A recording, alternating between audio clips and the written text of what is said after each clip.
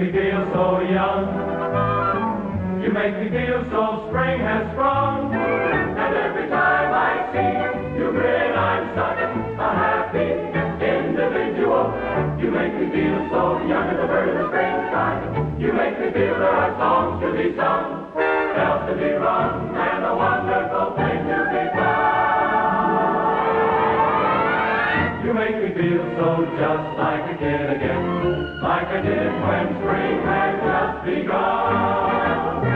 And even when I'm old and gray, I'm gonna feel the way I do today, 'cause you make me feel so gay, so gay, so young.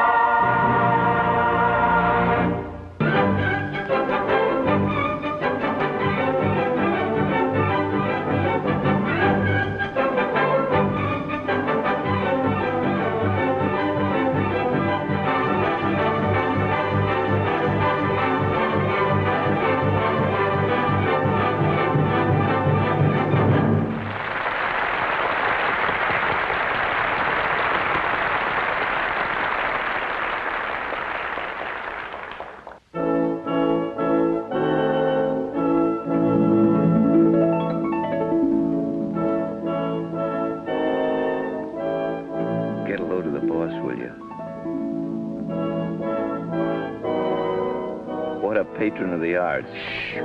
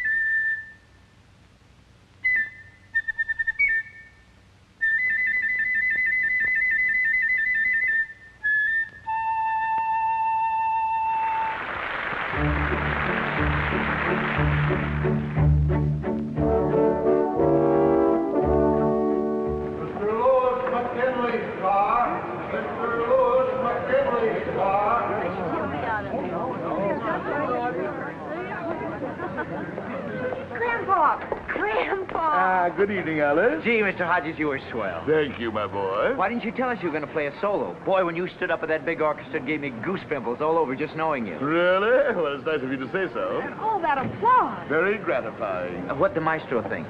He seemed impressed. Funny, he didn't look so happy to me, the way he kept looking around. Oh, why should he have been happy? Grandpa stole the show, didn't he? I'll say, and with nothing but a little old piccolo, too. You want to drive home with us, Grandpa? No, thank you. I prefer to stretch my legs. Oh, come on, Grandpa. We won't be doing anything up front except a little necking. Maybe you could pick up a few pointers. Young man, it may interest you to know that when I retired from that field some years ago, necking became a lost art. Good night. Good night.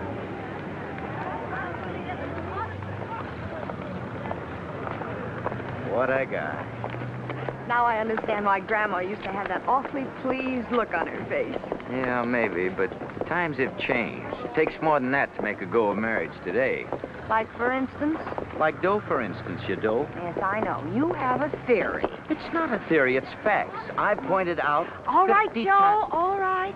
So we don't get married. Not until I'm in a financial condition to support a wife. How, in a comfortable wheelchair? Yeah, sure, if it takes that long. Could keep my job. Lots of girls do. My dear girl, as I've pointed out before, this world happens to be run on certain economic principles. But, Joe... Unless and until a man can take care of his own wife, how can he possibly succeed in the broader world of finance? World of finance, world of finance. Who cares about that? I want to get married. Can't you understand that? M-A-R-R-I-E-D. Just the same, we're not getting married until I'm assistant head of the personnel department. Oh, you economic pighead. Good night. Hey, where you going? Anywhere you're not. All right, go ahead, walk. Let's see if I care.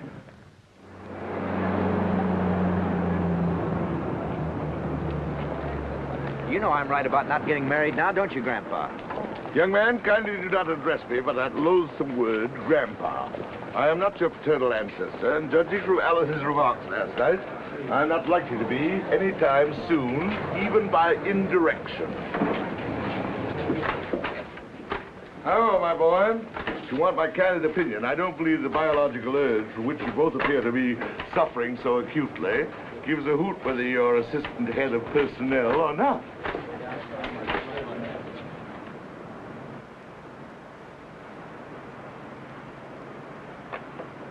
Morning, Dick, my boy. Good morning, John.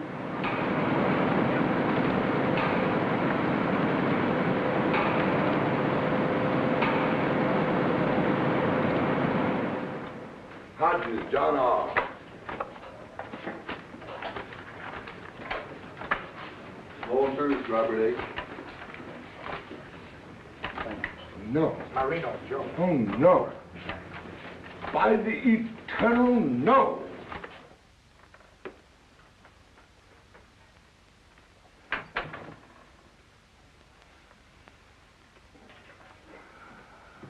Grandpa, you're late. Yes.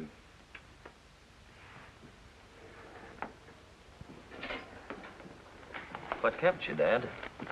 Business. Well, for goodness sake, it's about time. Come on, everybody. I don't want to be out in that kitchen all night. You're usually the first one home, Grandpa. What you been doing with yourself? Playing the piccolo someplace? I had to see the shop foreman. I was fired today. You fired? Retired, I think they call it. What for? What have you done? Nothing, Della. Only it seems the policy of the company not to employ people over 65. Oh, Grandpa, I'm sorry. Thank you, my dear. How do you like that? Fired just because you're 65. Hey, you really 65, Grandpa? My, how time flies. Boy, has this been a wonderful day. First I get pains in the stomach. When I get home, I find my father's been fired. Well, eat your soup before it gets cold. I don't feel like soup. What's wrong with it? Not enough salt? Not enough salt, not enough anything. I tell you, if it rains tomorrow, I'll go nuts. Who said anything about rain? The weatherman? Yes, sir, that's all we need now. For it to rain and for me to catch pneumonia. Go on. How can you get pneumonia? You haven't even got a cold. Pneumonia happens to be an occupational disease with sign painters. Everybody knows that. You stand on a ladder painting names on store windows. It starts raining. You get wet. Along comes a breeze. There, you see what I mean? Pneumonia. Pneumonia just because you sneezed once, or... What's wrong with you? Cramps? Or don't you like my soup either? I assure you, my action has nothing to do with the quality of your food, Della. I'm just not hungry. So if you'll excuse me. Look, if certain people around here don't like the way I cook, just let them say so. After all, I would like to remind you that I was not raised to be a cook. I happen to be a singer, in case you've forgotten. Before I married your son, I never even had my hands in dishwater. Mother, nobody's talking about your cooking. No, but they're thinking about it. The first thing you know, somebody will remind me that I came from Brooklyn. But first, I would like to remind them that some of the finest people in the world have come from Brooklyn. Yes, and while we're on the subject, I would like to say that there is no telling how far I might have gone if I hadn't thrown away my career for the... Oh, for goodness sake. Now look what's happened. Poor Grandpa. No wonder I have any appetite left. First Grandpa gets fired, then you sneeze, then the piccolo.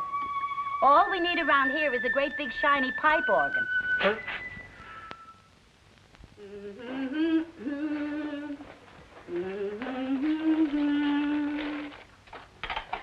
Born to be kissed, I can't resist. You are temptation, and I am yours. Oh, good morning, Grandpa. Good morning, Della. What you doing up so early? I thought you'd sleep till 10 o'clock. I'm not sleepy. Take my advice. Sleep when you can. You want some coffee? Yes, thanks. Only do me a favor, Grandpa. Don't sleep too late. Yours is the first room I clean. I assure you, Della, I have no intention of sleeping late. Thanks. Say, by the way, what are you going to do with yourself all day now that you're 65? I don't know. Oh, go to the movies, I suppose. There's a swell double bill at the Rialto. Or maybe you could go up to the park and play checkers with those other old men. Oh. What's so bad about that? Personally, when I think of the drudgery I go through day by day, I can't wait to get to be your age, so I can live out my life with dignity. Dignity can be a very empty feeling, Della. Yeah, well, you can get used to it. Like me with the cooking. Hey, I just thought of something. With you not working, you won't be bringing any money in. I'm afraid not. Well, if you'll pardon my saying so, Grandpa, that's going to be quite a blow. Financially speaking, I mean. I expect so. Yeah, especially with the way prices are going up these days.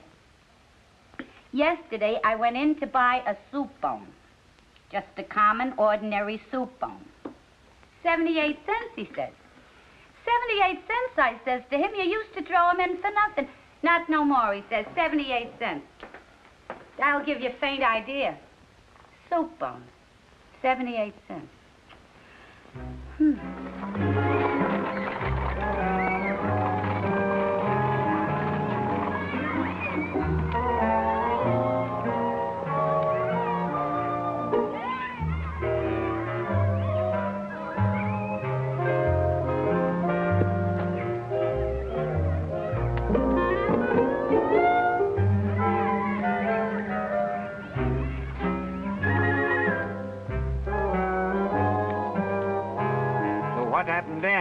So what happened? So she picked up my hat and threw it at me. Hit you? Right in the mouth. Get out of the house, she yelled. I got enough to do without you getting in my way all the time. 20 years ago, I'd have thrown her out of the window for that. I'm a Hungarian. Consolidated Motors. Consolidated Motors? What's Consolidated Motors got to do with it? That's what I'd like to know. Listen, there's a public park. Never mind, don't answer. I'll find out myself.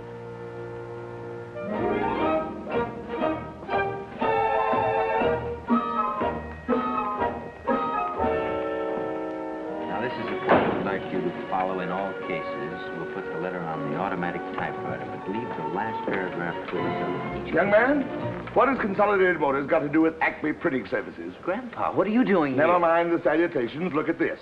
It says I've been fired because it's the policy of Consolidated Motors and its subsidiaries not to hire men over 65.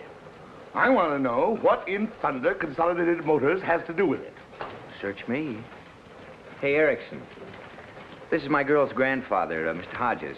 He'd like to know what Consolidated Motors has to do with our 65-year-old retirement rule. Why, it's really very simple, Mr. Hodges. If you just step this way for a moment. Pardon me.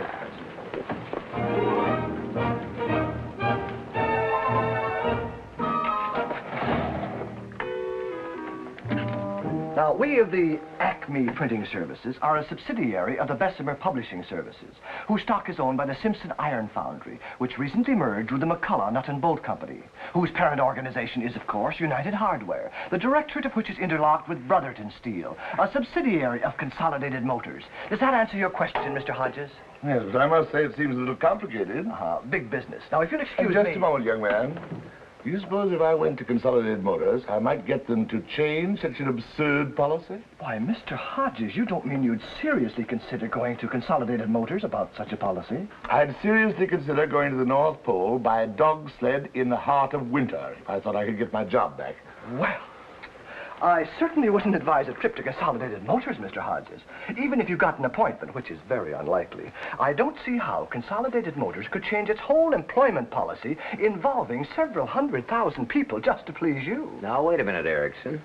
Maybe you could just write a letter to the president of Consolidated Motors. Tell him how you feel. Tell him that you... What's his name? Whose name? The president of Consolidated Motors.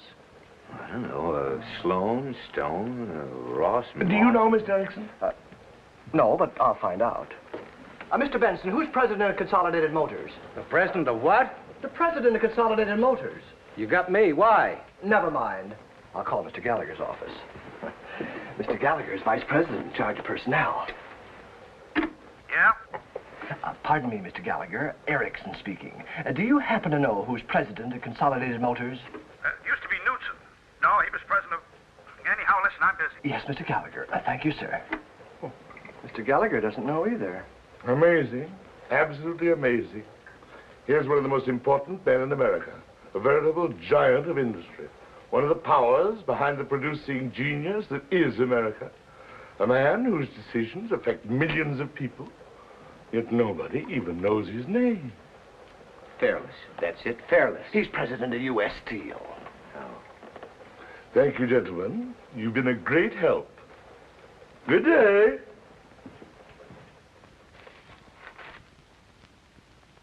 Here it is. I found it. Consolidated Motors. Look, Harold P. Cleveland, president. Congratulations, miss. Whether you're aware of it or not, you have just solved one of the great mysteries of the age.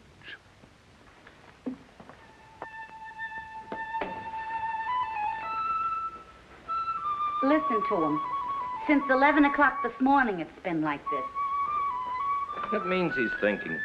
Don't have to think on the piccolo, does he?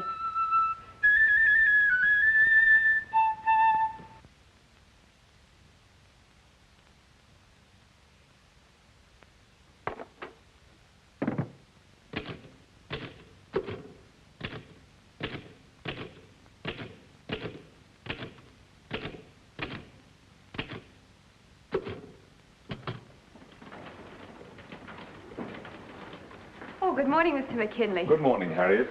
Bring in your book in the mail. Yes, Mr. McKinley.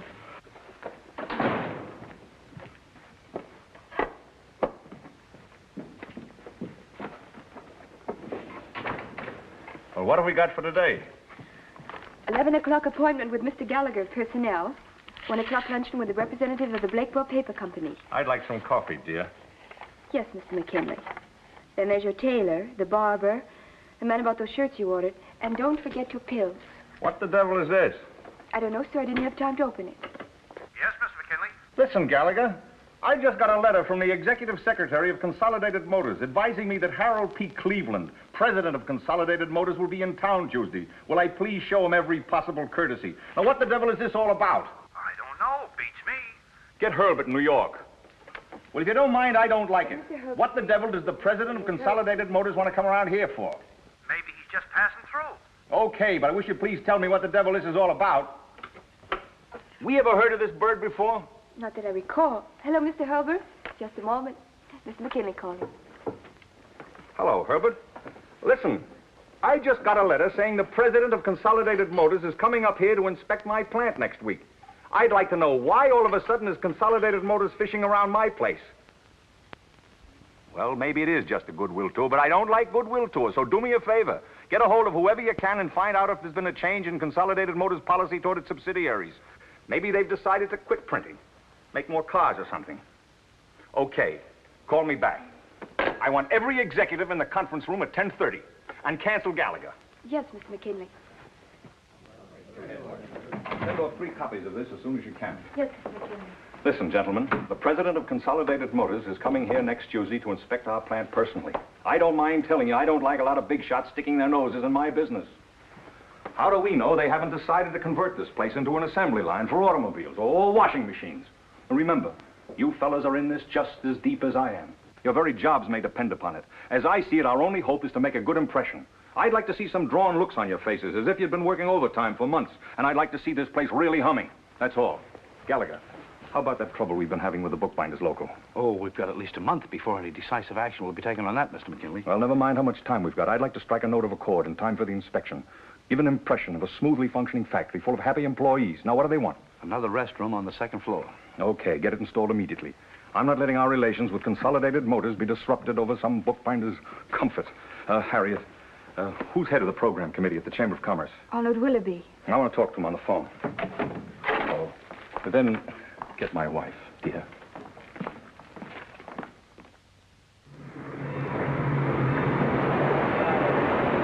What does he look like? Why, he's great guns, don't you know? I never saw him in my life. Well, of all the idiotic things, a big man like Mr. Cleveland, a man who... the president of Consolidated Motors.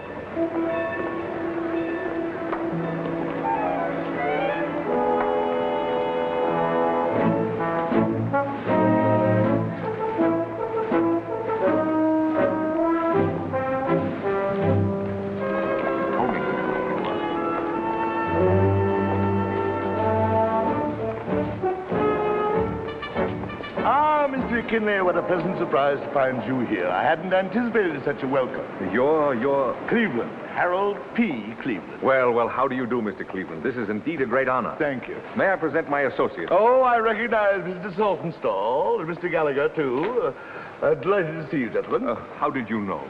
Well, I make it a practice to familiarize myself with all my associates and employees. Shall we go? Yes, of course. My car's outside. Take Mr. Cleveland's briefcase. Yes. Oh, no, thank you. I can manage myself.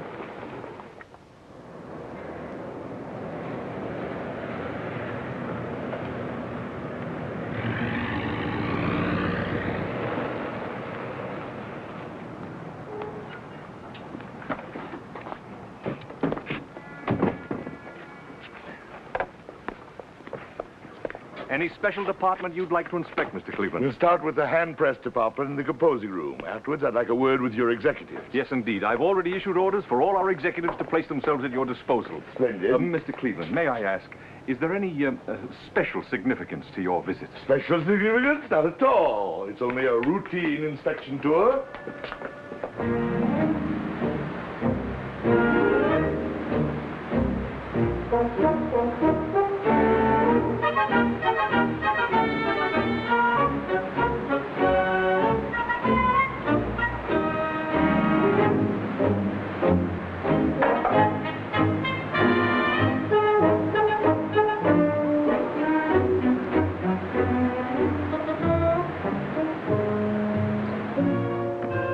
That about covers it, Mr. Cleveland, unless, of course, you'd be interested in inspecting our personnel department. I think I've seen all that's necessary.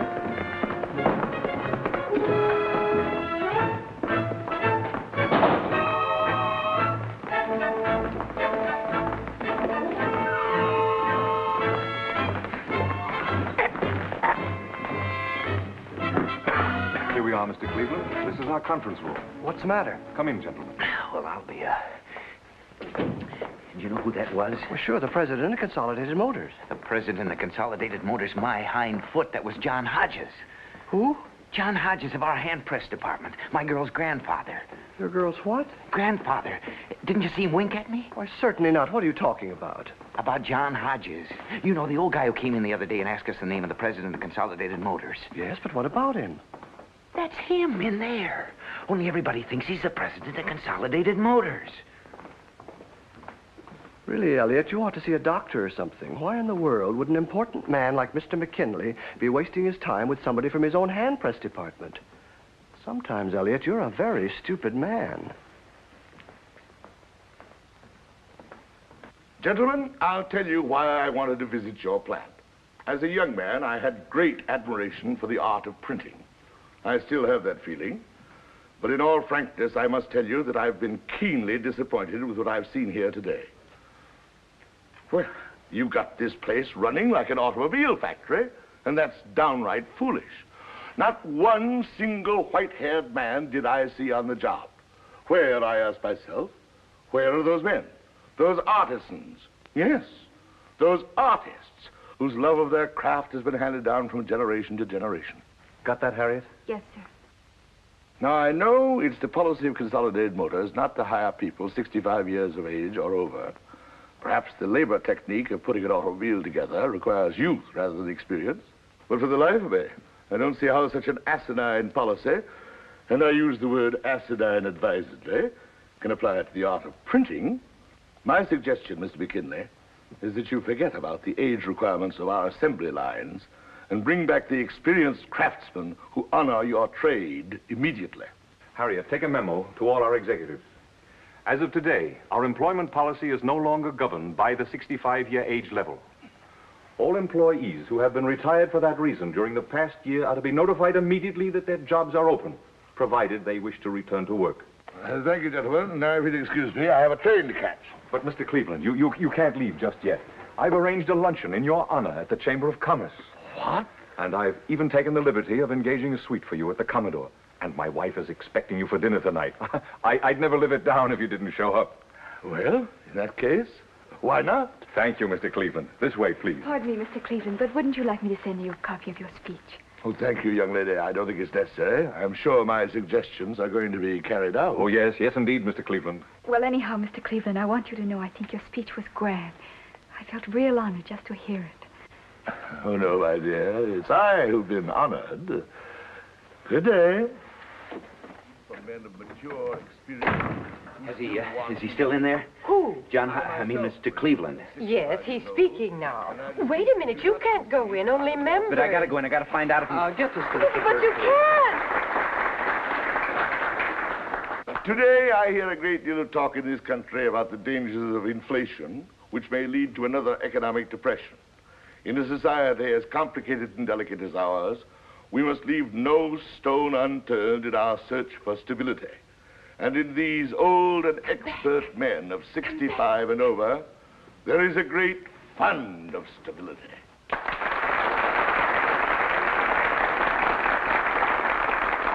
I confess there are moments, gentlemen, when I regard mass production and its subsequent benefits of a higher standard of living as a two-edged sword. What are we sacrificing in this frantic chase for comfort?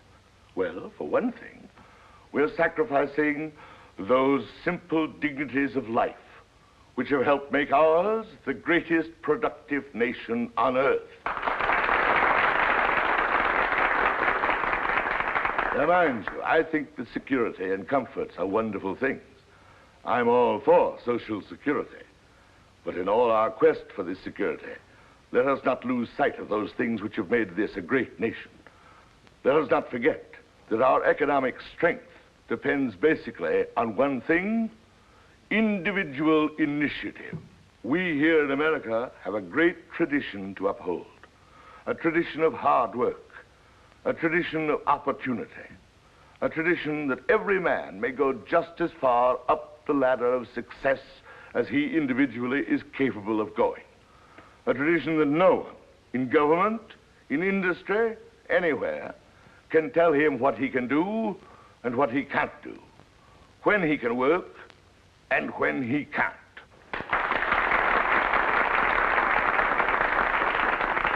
In all earnestness, I tell you, gentlemen, that just so long as our workers can go to their jobs with the same fervor and self-respect that they go to their wives, will we be able to fight off the threats of inflation and avoid the pitfalls of depression. I thank you.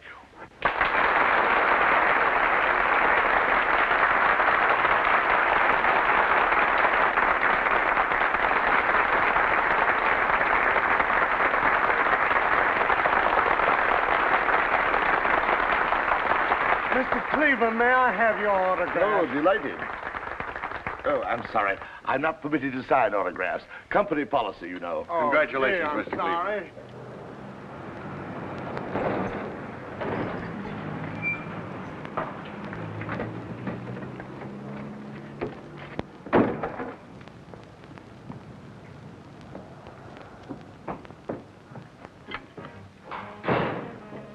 Well, it's about time. Oh, it's you. Where is he? Where's who? Mr. Hodges, your grandfather. Oh, why? Look at this. C.M. Prexy says human dignity will beat inflation. What's that got to do with us?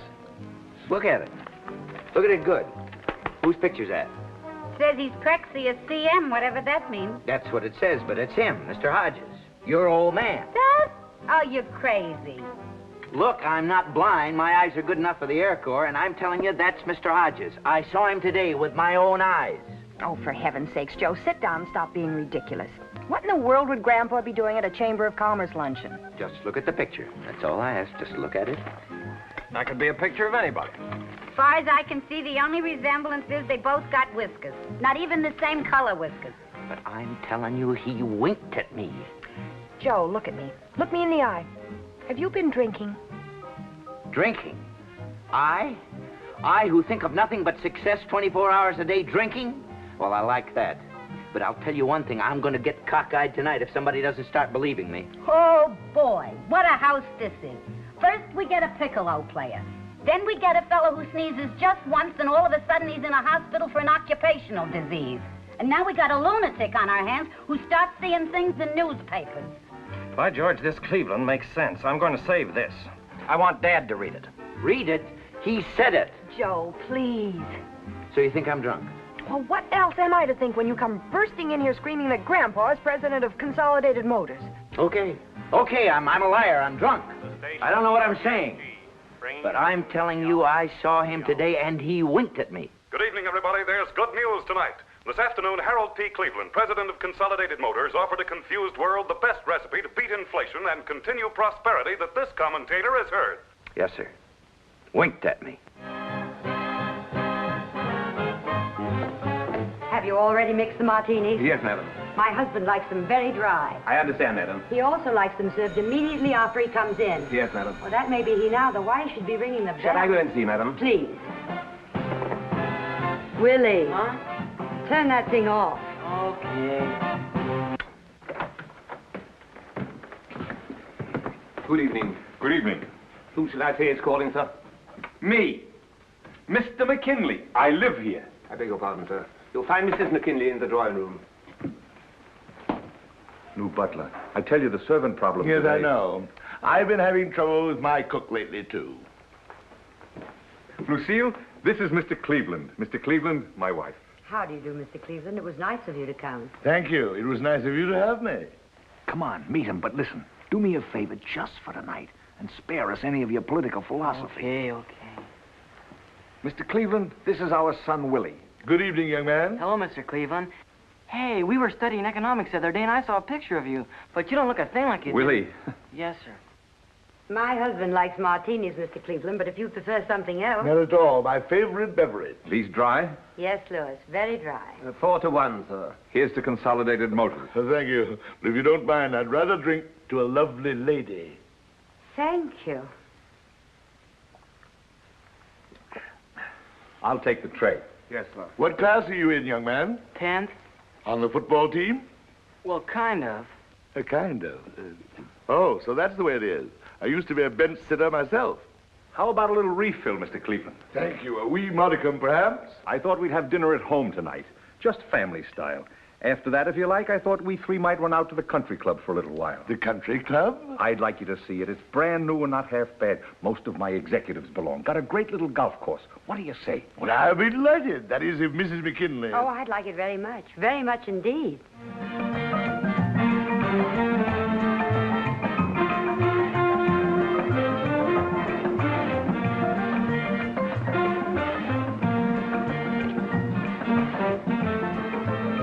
By Jove, I want to dance. I haven't danced in 25 years at least, and suddenly I want to dance. May I have this dance? Of course. You mind? Not at all. Go right ahead.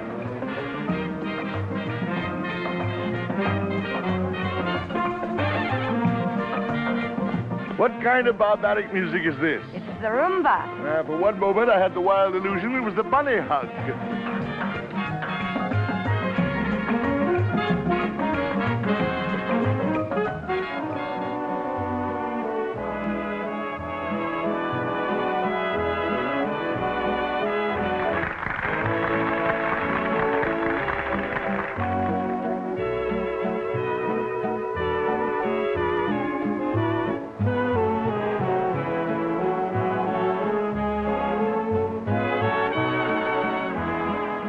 Get out of here. Why? We just got here. Look, Mr. McKinley. Mr. McKinley.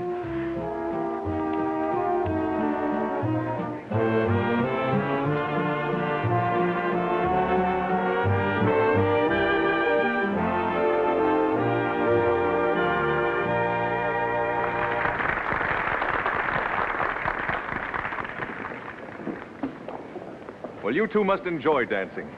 Your wife happens to be a very beautiful dancer, Mr. McKinley. Yeah? Well, for myself, I think it's a waste of time. Look, if you don't mind, I'll run along. I've got some papers to go through. Well, perhaps we'd all better... Oh, no, you two stay here and enjoy yourselves. I'll send the car back. Oh, don't bother. We'll get a taxi. No bother. My driver's used to waiting. I'd prefer a taxi, Louis. Okay. Good night, Mr. Cleveland. Good night, and thank you for a wonderful evening. Glad you liked it. We'll have to do this sort of thing again. Yes, indeed. I'd like that very much. By the way, before you go, there's just one thought that I'd like to leave with you, Mr. McKinley. Just a bit of my personal philosophy. I like a man who works, and works hard. But that's not enough. A man ought to play, and play hard, too. I have an idea that you don't play enough, Mr. McKinley. That's very sound advice, Mr. Cleveland. I'll take care of that in the future. Good night. Good night.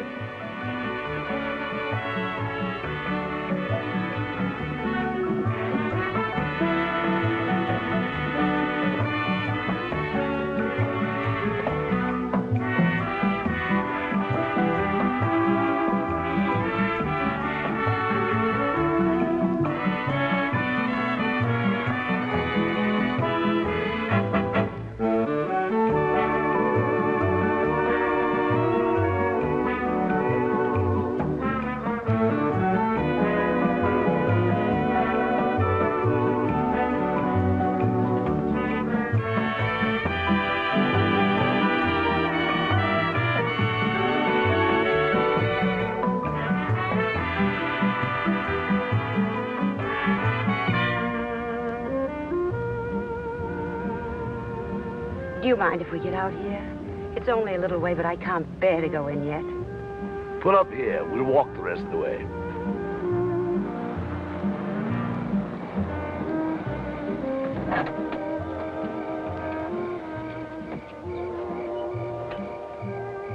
Just wait for me, please.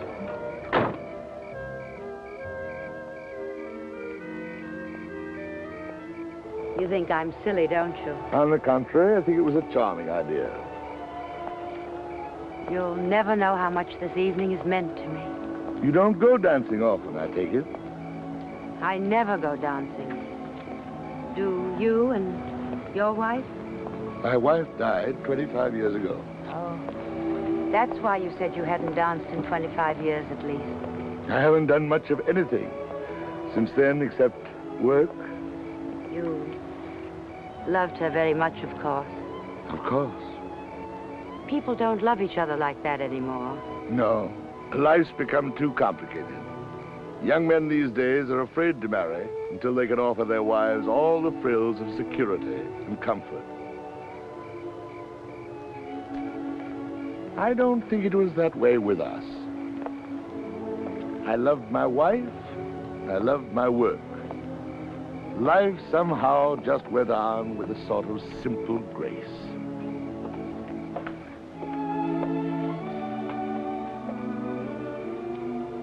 Are you leaving tomorrow? Unfortunately, very early tomorrow.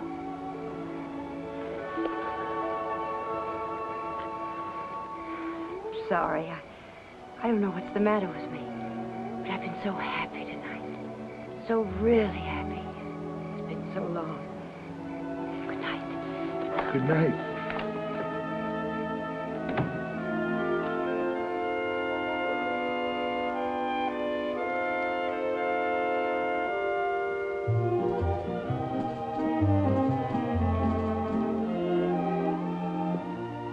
Listen, don't give me that he wanted to talk business routine.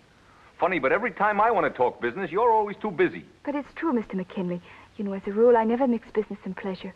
I only thought that Mr. Gallagher and I could take some of the office burdens off your shoulders. Office burdens? well, that's a new one. And another thing, since when do you have to dress up like that for a business conference? Okay. Tell Gallagher I'll take up this matter with him in the morning. Good night. You two must have closed up the joint.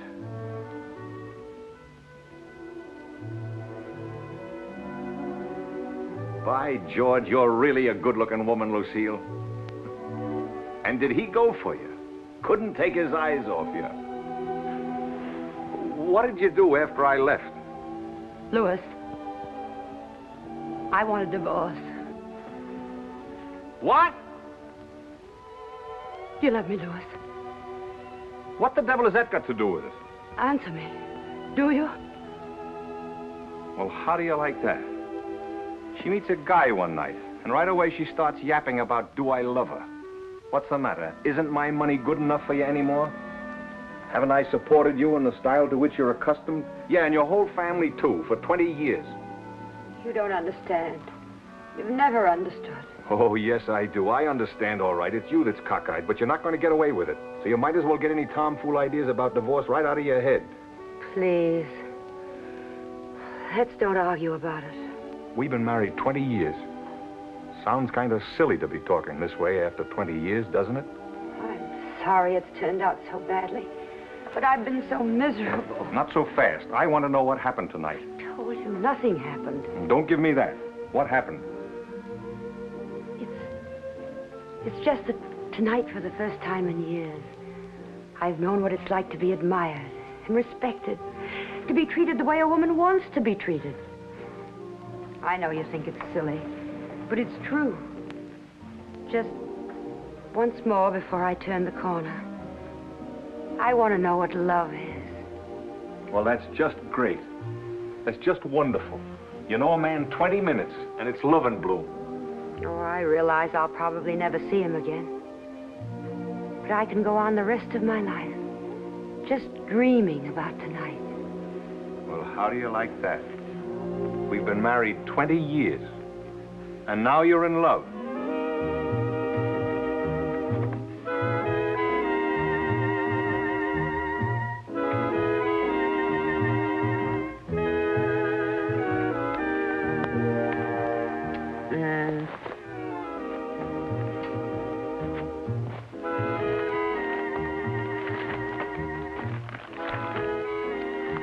Ooh, that looks nice. Only $20 down. Yeah, but with the present credit system in this country, controls and all that. Joe, we're talking about a bedroom suite. My, up so late? The Prexy of CM. So I'm crazy, am I? I'm drunk. Look at him. Grandpa, your beard. Dad! Look, Mr. Hodges, before you say a word, will you do me a favor? Will you tell these people this? Dad, what have you done to yourself? What happened? You stay out of this. I want to get this matter settled first. Once and for all, are you or are you not the president of Consolidated Motors? My boy, you've no idea what I am. There, you see? I told you so, but nobody believed me. Oh, no. But why, Grandpa? Why did you do it? I wanted my job back. And just for that, you go out and pretend you're president of Consolidated Motors? I didn't count on its getting so involved, Della. I thought I'd just establish a new hiring policy and then come home. You didn't count on its getting so involved. Boy, that's a good one. Get a load of this. Oh, an atrocious picture. You'd think with all the photographers there are in this town, at least one would have got me in focus. I give up. Honestly, I give up. My own father. Pardon me for asking, Grandpa, but what happens tomorrow when the real president of Consolidated Motors finds out he made a speech today? I'm sure I don't know, Della, but I must say it reads like a very good speech. I'll tell you what's going to happen. This is what's called confidence work, like selling phony stock. You can get 5 years in jail for this sort of thing. Really? So much? Personally, I give them 24 hours before they put you in jail. Unless, of course, you turn yourself in. That way they might be a little more lenient. I was in a show once where this fella pretends he's somebody else, only he ain't. Oh, boy, what they did to him.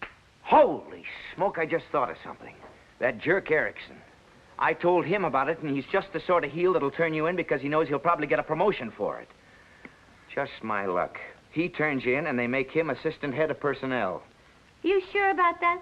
He'd turn his own mother in to get that promotion. He's that type. Well, then why don't you turn him in? Why should that other jerk get all the credit? I couldn't do a thing like that. Oh, don't be so noble all of a sudden. You want to marry Alice, don't you? Well, yes, but... Yeah, and you can't or you won't till you get that promotion. No, but There's no buts about it. This is your big chance. I can't do a thing like that, Mrs. Hodges. Why, if it weren't for him, I'd never even have known Alice. Somebody's going to turn him in. Not me. Listen, Grandpa, will you tell Rover Boy here that he ain't putting you behind the 8 ball if he turns you in? Joe's of age. He can make his own decisions. I've already made my decisions. I'm not going to do it. Well, for goodness sake, why not? You've all accused me of being just a man of facts and figures and economics. Well, you're wrong. I'm also a man of heart and blood and soul. And I'm not going to do it. I've got principles. Joe. Well, how do you like that? After all the time he spent hanging around this house, all of a sudden he's got principles. Good night, all. You're really a wonderful person, Joe. Oh, she was nuts, even if she is your mother. In this awful world where everybody's cutting everybody else's throat, you still have some decency left. I'm proud of you, Joe. Oh. You have real dignity. Yeah? I love you, Joe.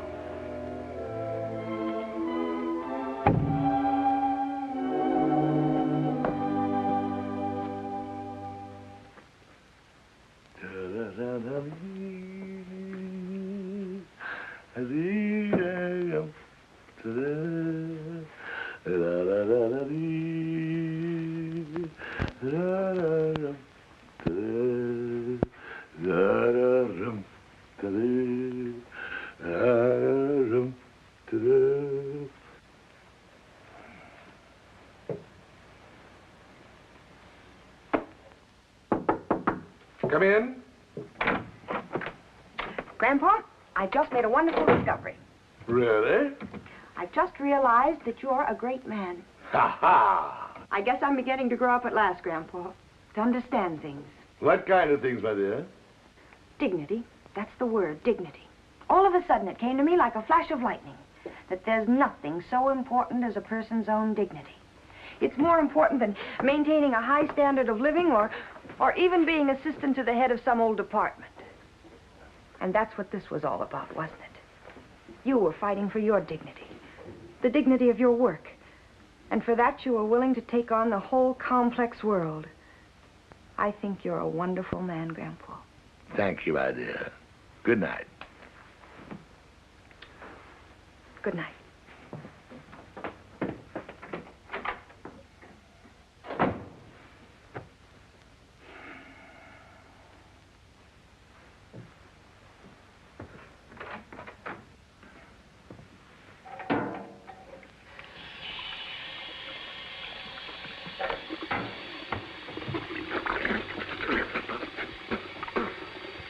Egad.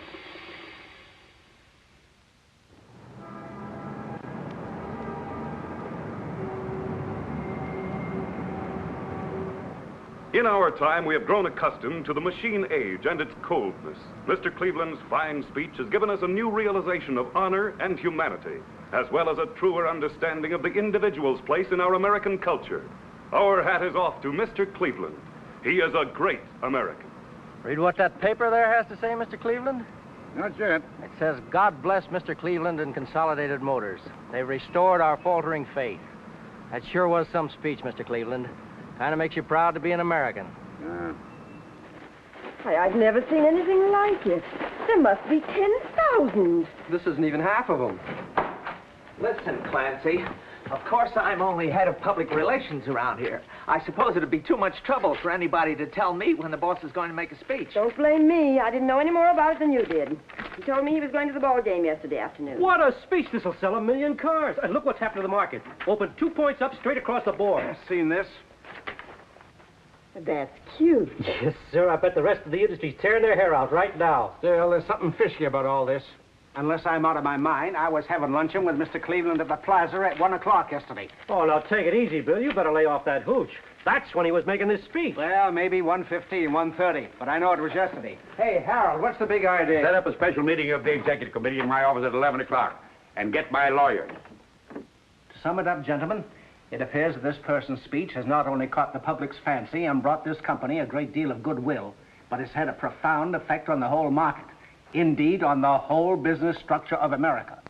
The question now is, what are we going to do about it? There's only one thing we can do.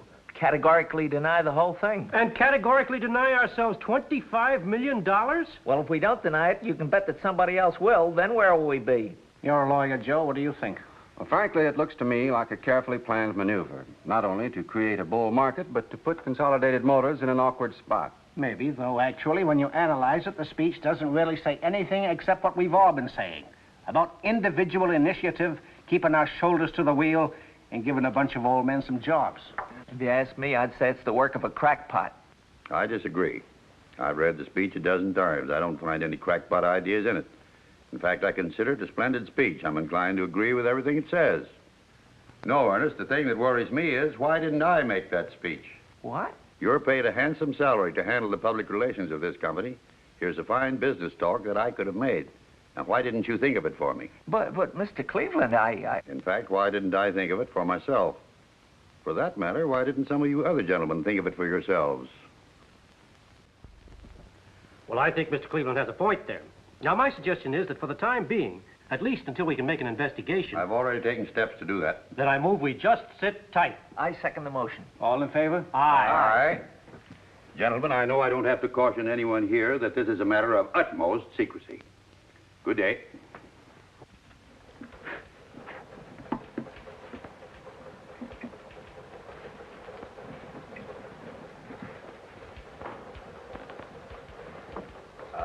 Say, Frank.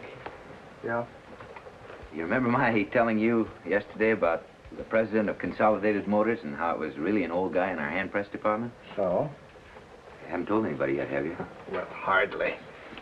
Well, do me a favor and don't. It's a long story I can't explain, but just take my word and don't. Sure. Thanks. Well, see you around.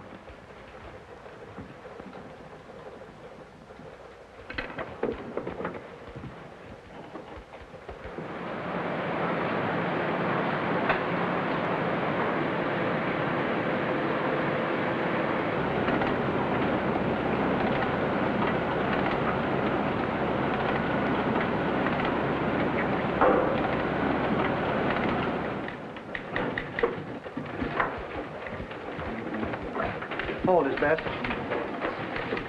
Thank you. Come in.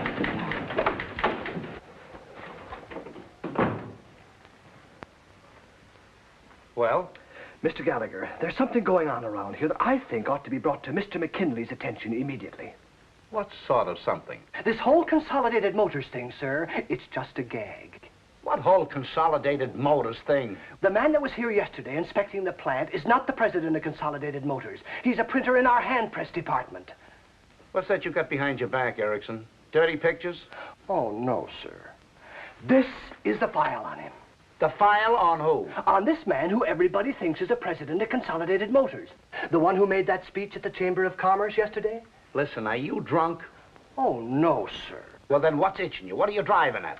Only that the man that was here yesterday inspecting the plant was an imposter. He pretended to be Harold P. Cleveland, the president of Consolidated Motors, and he's not. He's John Hodges, a printer. Listen, Erickson, if this is a gag, I don't like it. I know it sounds fantastic, sir. You're getting to be something of a screwball. You know that, don't you? Me, sir? I've got to make my choice for a new assistant around here pretty soon, and I don't mind telling you, you're not giving me a very good impression. But it's not a gag, sir. It's true. Honest it is. What's true? The president of Consolidated Motors that was here yesterday was not the real president of Consolidated Motors.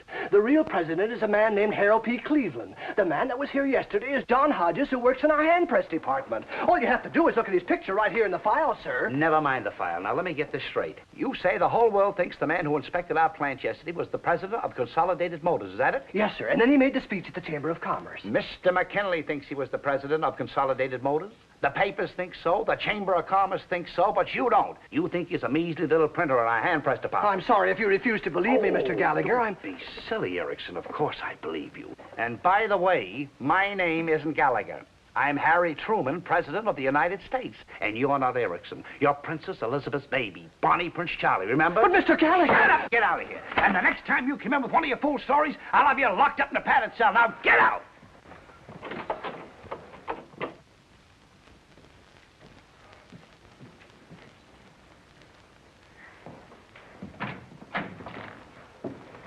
Mr. McKinley in? Who's calling, please? Feinbaum's the name. Mr. Rigel. Mr. McKinley's in conference. Perhaps if I could help you. I hear you had quite a bit of excitement around here yesterday. Excitement? What kind of excitement? With Mr. Cleveland, I mean. Oh, yes, of course.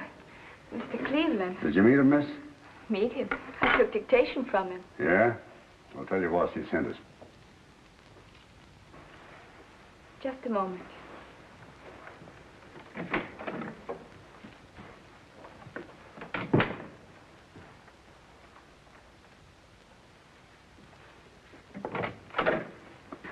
Mr. McKinley will see you now. Thank you, miss.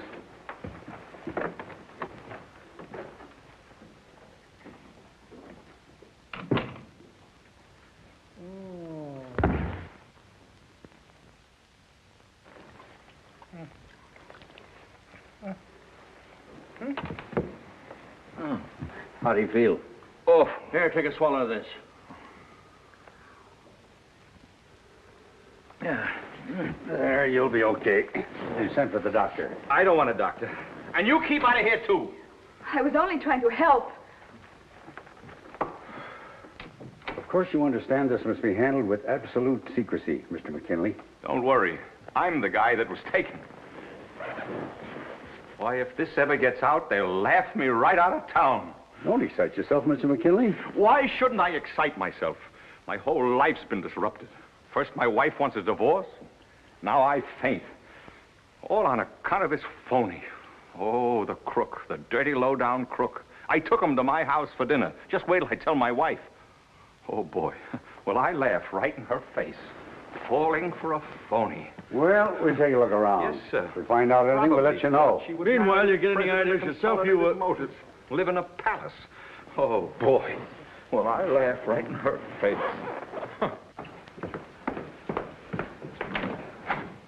I've got to see Mr. McKinley right away. It's a matter of life and death. What's the name? Mr. Erickson of the Personnel Department. Personnel. Mr. Gallagher's department? That's right, and please hurry. Mr. McKinley's very busy. He can't see anyone. I think Mr. McKinley would rather have things go right along as usual, miss.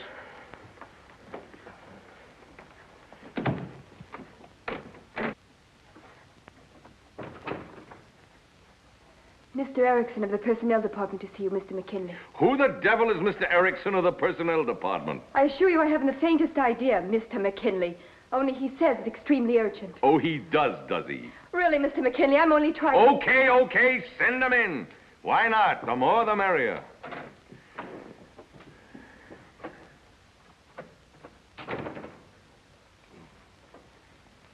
Well? Mr. McKinley, I have reason to believe that the man who was here yesterday, posing as the president of Consolidated Motors, was really an imposter. How would you like to be fired? Sir? Listen, you half-wit. If you dare breathe another word of what you've just said to me to a single soul, I'll have you thrown out of here on those pencil-striped pants of yours. Mr. McKinley, I have the man's file right here, his picture. Shut up and get out of here before I brain you. Yes, sir. Wait a minute. Yes, sir. Give me that file. Yes, sir. Mr. McKinley, control yourself. Go fry an egg. Well. Oh. Well, thank you. Don't do anything until you hear further from me. Goodbye. Kleinbaum, he says the man works right there in the plant. The police been notified? Oh, wait a minute. You want to break this thing wide open? But you can't let a low common thief, a confidence man, go around professing to be president of Consolidated Motors. Well, keep your shirt on. Nobody suffered any great damages. In fact, when you come right down to it... Wait till you get a load of this, straight from Union headquarters. Listen. Since Mr. Cleveland has shown a willingness to see labor's point of view, and since the United Automobile Workers are just as eager as Mr. Cleveland to maintain the nation's economic strength, we hereby pledge ourselves to arbitrate all current differences in the same spirit of this speech. How do you like that? Why, this is absolutely the most ridiculous position the company has ever been in. Looks like we're saddled with that fool speech whether we like it or not. That's right. If we deny it now, we'll be accused of trifling with the future prosperity of America. As a matter of fact, in view of the sharp market rise, I'm not sure that those of us who have bought Consolidated Motor stock recently wouldn't end up in jail. Gentlemen, my advice is to emulate that estimable creature of the sea, the clam, and say absolutely nothing. I still say there's something screwy about a simple little printer pulling a trick like this. That's possible, but if so, let's just hope he gets away with it. Fancy, have my car here at 6 o'clock and phone my home and say I won't be there for dinner. That's all, gentlemen. Well, I feel... Just wait till you get a load of... What the devil is this? It's the suitcase I bought 12 years ago when we were supposed to take that trip to Europe. What's it doing here? I'm going away. Listen, if you've got a fool notion like that, you better get it out of your head, because I got news for you. And you better get a good hold on the bed, because when you faint, I don't want you banging your head on the floor. What would you say if I told you we had a phony to dinner last night? A what? A phony. That bird's no more president of Consolidated Motors than I am. He's a crook, an imposter, but don't worry, I'll send him to jail if it's the last thing I do. Here's a whole record on him. Just look for yourself. Who is he? A printer. In my own hand press department.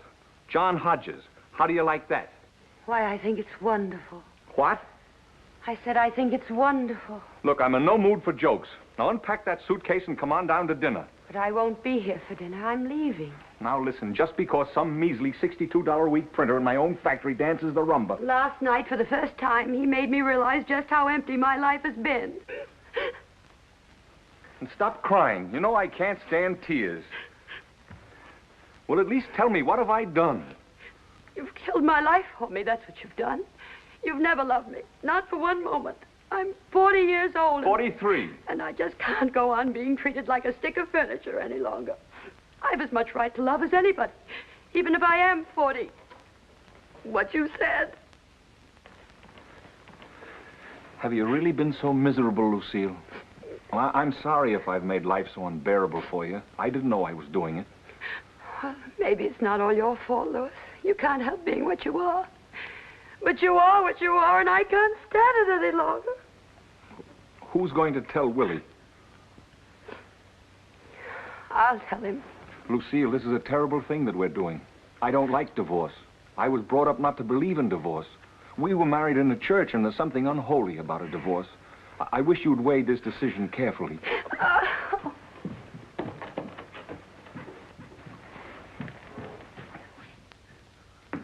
Willie. Oh, Mom, I'm starved. Yes, dear, I know. Willie, I have a shock for you. But I think you're old enough and sensitive enough to understand. Sure, what is it? Your father and I, we're separating. We're getting a divorce. Divorce? Is it a very big shock to you, dear? Is it a shock? Boy, is that some question. Of course it's a shock. Naturally it's a shock. Oh, I'm sorry, dear. I didn't mean to shock you. But I thought it would be better if I came straight out and told you. Here, sit down, darling, please. I don't want to sit down. I don't feel like sitting down. You're angry with me. I'm not angry. I'm just upset, that's all. What's so surprising about being upset? You'd be upset, too, under the circumstances. Oh, dear, I didn't mean to upset you. Actually, I'm quite upset myself. I feel terrible. Right here in my stomach. Willie, you're not going to be sick. I don't know. I must have some kind of psychosomatic disorder. It hits me right here in my stomach. Oh, dear. I don't know what to say. I've never felt so miserable in my whole life. I'm going away. Where? I don't know. To my family in Maryland, I suppose. Of course, they'll be furious with me. They'll want me to come straight back and apologize to your father, but I just couldn't do that. Oh.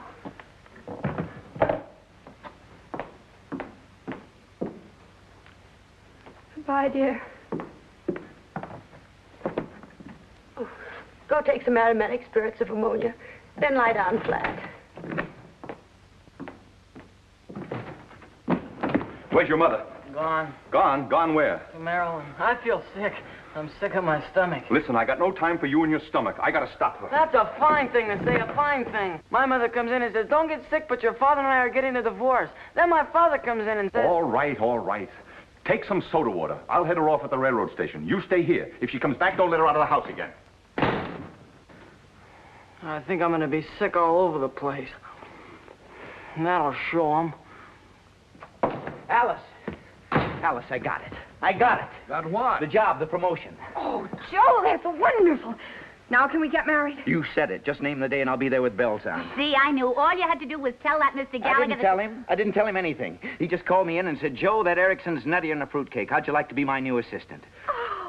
Congratulations, my boy. Thank you. You're on your way. Someday, if you're not careful, you may even be a Mr. McKinley. Yes, sir. However, don't forget one thing. There's more in life than mere success, young man. Or rather, you should make up your mind what you mean by success.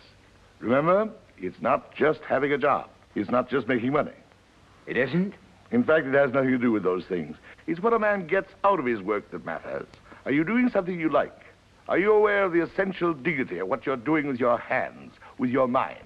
Well, I certainly... First of all, there's a stewardship of responsibility that one of your generation... Yeah, well, there's the beer. What beer? The beer I ordered to celebrate our engagement, you dope.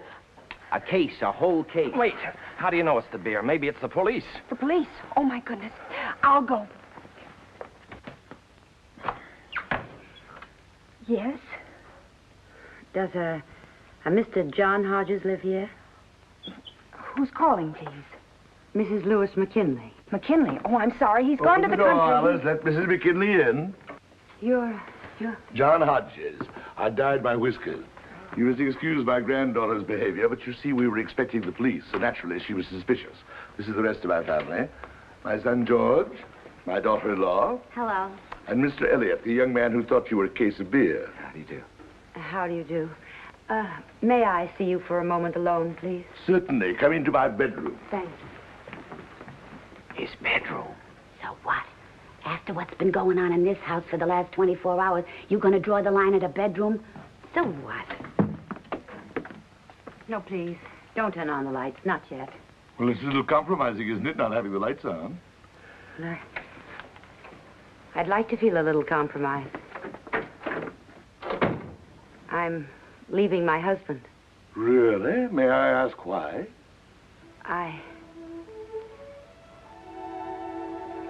Well, I told him I was in love with you. With me? But that's ridiculous. You've only seen me once. That doesn't matter. I know you for what you are. A gallant and wonderful man who respects me and acts like a gentleman. Even if you are what my husband said you are, a phony. Did your husband say that? Oh, he said some terrible things about you. He said you're a crook and an imposter and he's going to put you in jail. But I don't care. I'll stand by you. I'll even go to court and testify for you. And you can testify for me. Mrs. McKinley, I'm going to turn on the lights. Oh, no, please. Not yet. Yes, Mrs. McKinley. Now, immediately. Mrs. McKinley, though I may be everything that your husband says I am, and everything that you believe me to be, I am emphatically not a correspondent in a divorce suit. Do I make myself clear? Then last night was just last night? Mrs. McKinley, you're a very handsome woman. You dance extremely well. You also have a gift for summing up a situation. Last night was simply last night. I'm sorry if my bluntness offends you, but I assure you I have no intention of coming to treat any man and his wife, especially one as impulsive as you are. Perhaps if I were 30 years younger... Oh, no, please. Don't blame yourself. I understand, and I deserve this. I guess I'm just a silly woman who's made quite a fool of herself. And though it pains me to say so, you are. My husband and I have been married for 20 years, and this is my first infidelity. You don't say. He married me because I was society, and I married him for his money. Not that I couldn't have fallen in love with him. He's not bad looking, you know. On the contrary. He has a certain vibrance. Oh, yes, I'd say he's full of vibrance. Sometimes there's something almost exciting about him. Only he's not in love with me. How can you be so sure?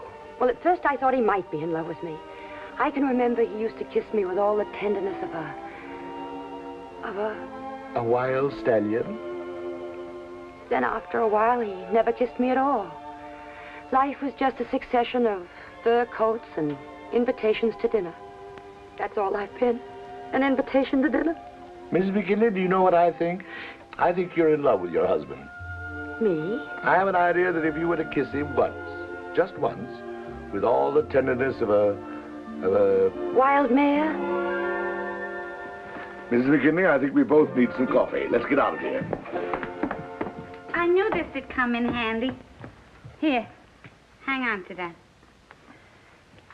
Serviette? Hey, the beer. I'll get it. Yes? My name is Harold P. Cleveland. I'm looking for Mr. John Hodges. They're here. Who? Some man who says he's Harold P. Cleveland. The one with the black beard? That was Grandpa. Here, I'll handle this. You got a warrant? No. Nobody gets in here without a warrant. Who is it now? Some flatfoot pretending he's Harold P. Cleveland. Who does he think he's fooling? Anybody knows that Harold P. Cleveland wouldn't be coming here personally to make the arrest. Good evening, sir. You were looking for me? You're John Hodges? I am. I'm Harold P. Cleveland. How do you do, Mr. Cleveland? Won't you come in? Thank you. Mr. Cleveland, I'd like you to meet my son, George, my daughter-in-law, Della. Hello. Mrs. McKinley, my granddaughter, Alice, and her fiancé, Mr. Elliot. How do you do? We're celebrating their betrothal. Oh, congratulations. Take Mr. Cleveland's hat, Alice. Oh, no, thank you. I can only stay a moment. You're not Harold P. Cleveland. You can't fool us. But I am Harold P. Cleveland. If you don't believe me, my chauffeur is outside. Ask him. How do we know he's your chauffeur? Well, I don't usually carry much in my wallet. But here. Sorry I haven't my fingerprints. Well, what is it you want, Mr. Cleveland? I just wanted to meet Mr. Hodges, that's all. I'd like an explanation. I think I deserve an explanation. I agree, Mr. Cleveland. Would you step in here, please? I don't mind telling you, Mr. Hodges, you put Consolidated Motors in a highly ridiculous position with this escapade of yours. And while I'm told that technically you've committed no crime, I'd still like to know why you did it. Did I hear you say that I'd committed no crime? Probably not. At least that's what our lawyers say. And from the fees they get, they ought to know. Well, well, this is a pleasant surprise. My son here was sure that I'd go to jail for 5 years. Imagine that, George. No crime. What do you know? He really is the president of Consolidated Motors. He is? There's no doubt about it. Is that so? My, what a crazy evening this has been. First, my daughter gets engaged, and then the president of Consolidated Motors drops in. Joseph, get the president of Consolidated Motors a chair. I declare, when you stop to think of it, you know, nobody's going to believe me when I tell them. They're going to laugh right in my face.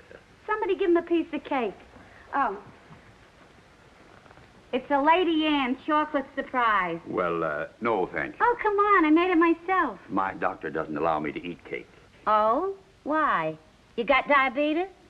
Oh, no, it's something entirely different. Oh. I'm sorry. May I shake your hand, Mr. Cleveland?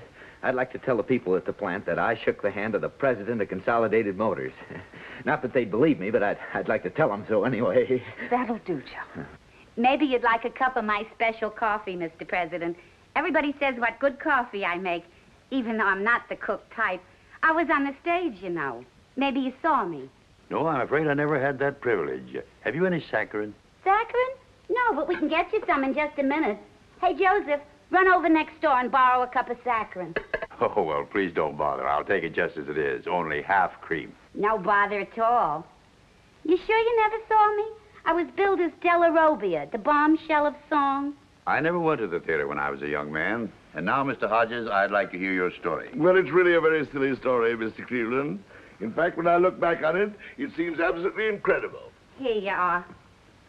Excuse me. Now, don't go away. I'll be back in just a minute.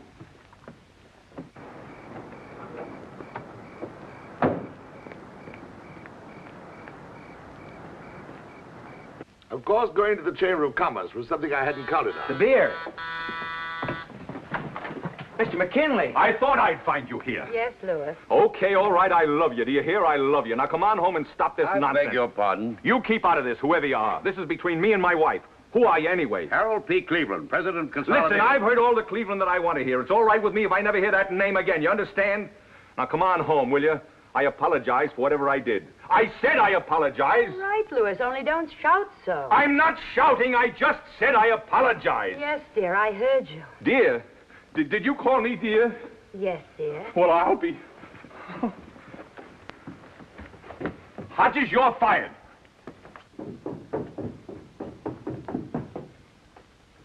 Grandpa. Grandpa? Oh, I beg your pardon.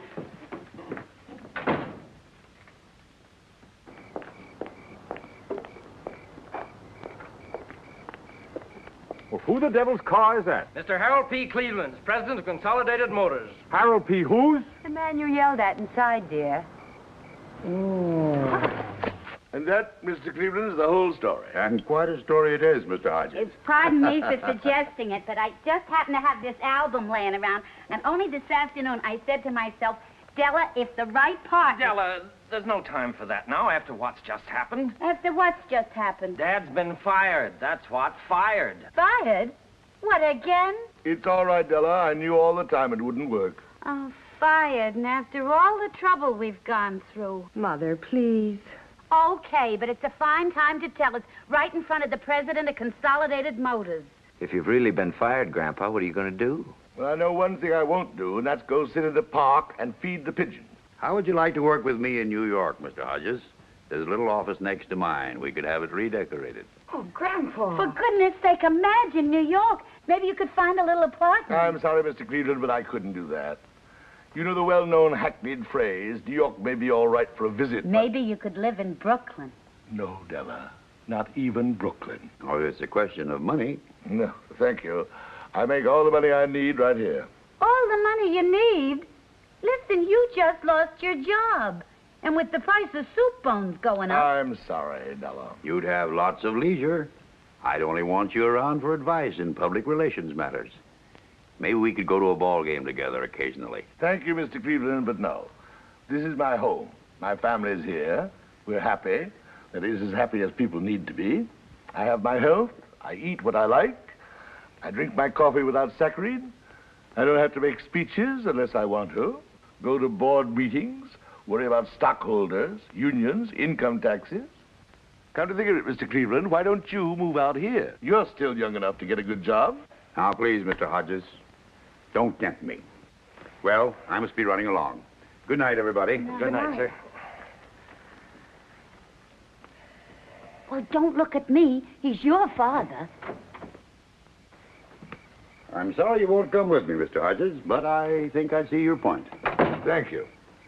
As to your job at Acme Printing, I wouldn't worry about that if I were you. You heard Mr. McKinley fire me. Mr. McKinley apparently has high blood pressure. I'll send him a note tomorrow. No, I'll make it a directive that you're to have your job as long as you want it. Well, thank you. You've been very understanding. If there's ever anything I can do for you... Well, you should ever get an idea for another good speech. It would be a pleasure, Mr. Cleveland. A pleasure indeed. You're a great man, Mr. Hodges. A truly great man. Thank you, Mr. Cleveland. So are you. Good night. Good night.